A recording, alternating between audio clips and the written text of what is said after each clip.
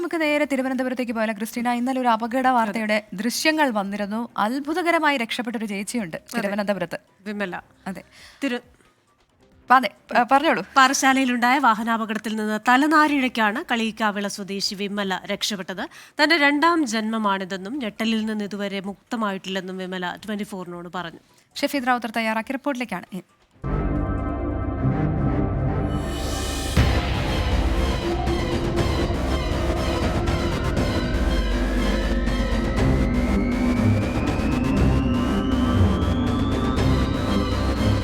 കഴിഞ്ഞ വെള്ളിയാഴ്ച വൈകിട്ട് പാറശാല ചെങ്കവിളയിൽ ഒരു അപകടമുണ്ടായി. ആ അപകടത്തിൽ നിന്ന് തലനാടിരയ്ക്കൊരു വീട്ടമ്മ രക്ഷപ്പെട്ടു. അതിന്റെ CCTV ദൃശ്യങ്ങൾ അടക്കമുള്ള കാര്യങ്ങൾ പുറത്തു വന്നിരുന്നു. ദൈവത്തിന്റെ ഒരു കരമെന്നോണം ഒരു നിമിഷം കൊണ്ടാണ് ആ അപകടത്തിൽ നിന്ന് ആ വീട്ടമ്മ തലനാടിരയ്ക്ക് രക്ഷപ്പെട്ടത്. ഇപ്പോൾ ആ അപകടത്തിൽ നിന്ന് രക്ഷപ്പെട്ട വീട്ടമ്മ 24-നോടൊപ്പം ചേരുകയാണ്. ചേച്ചി പേരെന്താ? എവിടെ സ്വദേശം? എവിടെ സ്വദേശം? എവിടെയാ? ഇവിടെ അടുത്ത് തന്നെയാണോ? എന്തോ ഇന്നലെ അന്നുണ്ടായ സംഭവം എങ്ങനെയായിരുന്നു? ചേച്ചി എവിടെ പോയതാ? ഞാൻ കടയിൽ നിന്ന് പാല് വാങ്ങാൻ പോയത്. ആ ഭാഗത്തേക്കാണോ പോയത്? ആ, അവിടെ അതിന്റെ അടുത്ത് തന്നെ. ചേച്ചി ഇങ്ങനെ നടന്നു വരുന്നതൊക്കെ കാണാം. നമ്മൾ ഈ ഫോണിൽ നോക്കി നടന്നു വരികയായിരുന്നു. അപ്പൊ ഈ വണ്ടി വരുന്നതൊക്കെ കണ്ടിരുന്നോ? വണ്ടി വന്നത് അയാൾ ഭയങ്കര സ്പീഡിൽ വന്നിട്ട് എന്റെ ഫ്രണ്ടിൽ വന്ന ഒരു സ്കൂട്ടിയെ തട്ടി. അപ്പൊ ഞാൻ അത് സ്കൂട്ടിയിൽ തട്ടിയത് കൊണ്ട് ഞാൻ ശ്രദ്ധിച്ചിട്ട് ഇങ്ങോട്ട് ബാക്കിലോട്ടും നീങ്ങി നിന്ന്. അപ്പൊ അവന്റെ സ്പീഡ് വന്നിട്ട് ഞാൻ രക്ഷപ്പെട്ടു. എല്ലാം പെട്ടെന്നായിരുന്നില്ലേ? എല്ലാം പെട്ടെന്ന് നിറച്ച് തുറക്കണതിന്റെ അകത്ത്. ചേച്ചി കാണുന്നുണ്ടായിരുന്നു കാഴ്ചയിൽ വണ്ടി ഇങ്ങനെ വേഗതയിൽ വരുന്നതും അതൊക്കെ കണ്ടിരുന്നു? അത് സ്കൂട്ടിയിൽ തട്ടിയപ്പം ഞാൻ വണ്ടി വരണത് കണ്ട്, ഞാൻ അവിടെ നിന്ന് വരുന്നത് കണ്ടിരുന്നു നേരത്തെ. ചേച്ചിയുടെ തോർത്തൊക്കെ, അതായത് ചേച്ചി ഇങ്ങനെ മാറുന്നു, ഷോൾ ഇങ്ങനെ ആ വണ്ടി വരുന്ന അപകടത്തിൽ ആ വണ്ടി വന്ന് ഫ്രണ്ടിൽ നിർത്തിയിട്ടിരുന്ന ഒരു കാറിൽ വന്ന് ഇടിച്ച് അതിന്റെ ഇത് വന്ന് തെറിച്ചിട്ടാണ് എന്റെ ഷോൾ അതിൽ തെച്ചിട്ടിപ്പോയത്. ആ സമയത്ത് ചേച്ചിക്ക് എന്താ തോന്നിയ കാര്യം? പെട്ടെന്നൊരു വണ്ടി വരുന്നു, നമ്മളെ ഇടിക്കാതെ, അതായത് ചേച്ചിയുടെ അടുത്തുകൂടെ തോർത്തിറക്കും, ദേഹത്തുണ്ടെന്നെ തോർത്തിറക്കം എടുത്തിട്ടുണ്ട്. അതിപ്പം ദൈവത്തിന്റെ ഒരു കാറുണ്ട്, അത് മാത്രമേ എനിക്ക് പറയാനുള്ളൂ. അതുകൊണ്ടാണ് ജസ്റ്റ് ഒന്ന് മിസ്സായി. ഞാനൊന്ന് അങ്ങനെ നിന്നിട്ട് പെട്ടെന്ന് ചാടി ഇങ്ങ് മാറേ.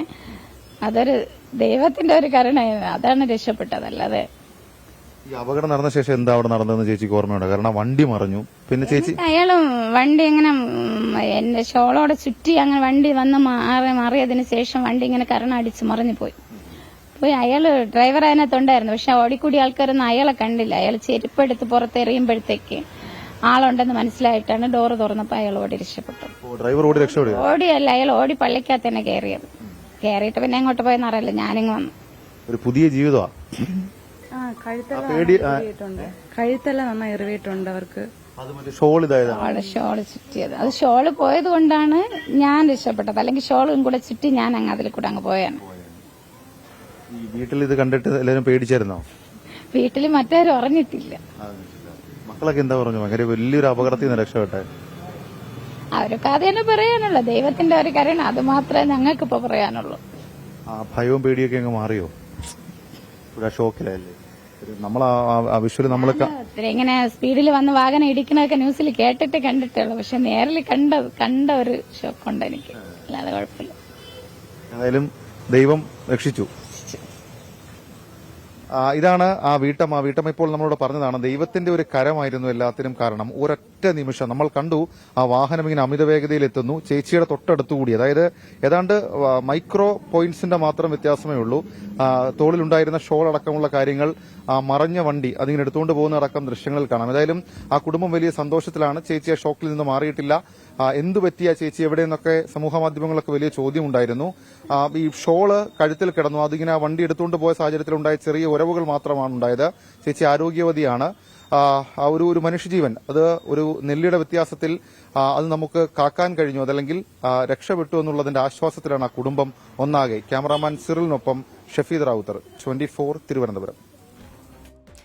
ക്രിസ്റ്റീന, കഴിഞ്ഞ ദിവസം ഇതുപോലെയാണ് ഒരു 3 വയസ്സുകാരൻ അത്ഭുതകരമായി രക്ഷപ്പെട്ടത്. അതുപോലെ വരുന്ന ഒരു ദൃശ്യമായിരുന്നു ഇത്. അതിനുശേഷം വന്നൊരു ദൃശ്യമാണ്.